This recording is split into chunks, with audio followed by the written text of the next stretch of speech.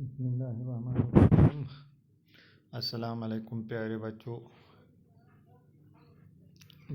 بچوں، آج ہم اپنی اس لیسن کا جو ہم کر رہے ہیں رولنگ دا کنٹری سائڈ، اس کا کوشچن نمبر 5 اور 6 کریں گے۔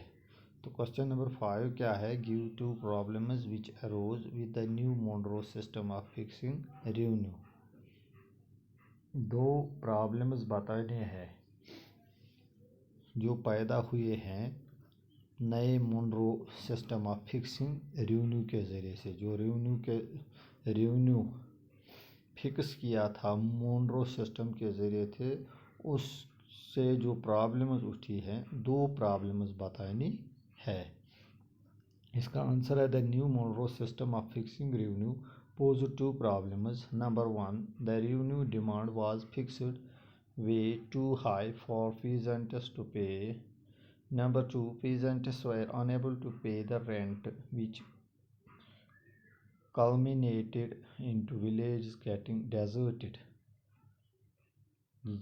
یعنی the new Monroe system of fixing revenue posed two problems. دو پرابلمز اروز ہوئی، اس سے دو پرابلمز بڑھ گئی اس Munro system of fixing revenue سے۔ نمبر 1 ہے: the revenue demand was fixed way too high for peasants to pay. جو ریونیو زمینداروں سے مانگا جاتا تھا وہ بہت زیادہ تھا۔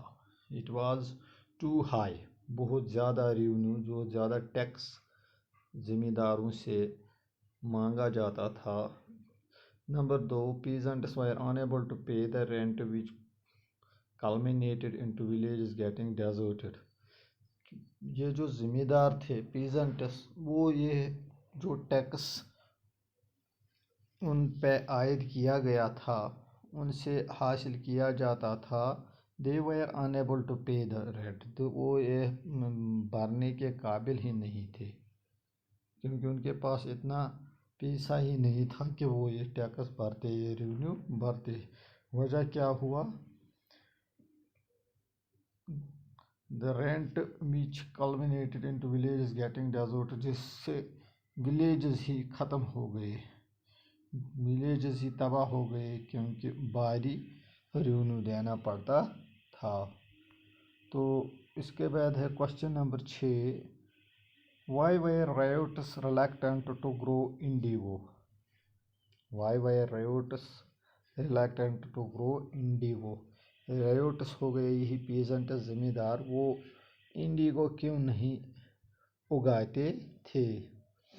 آنسر ہے اس کا: the riots were reluctant to grow indigo for the below given reasons. They were paid very low prices for. The riots never saw any profit accruing from the indigo plantation.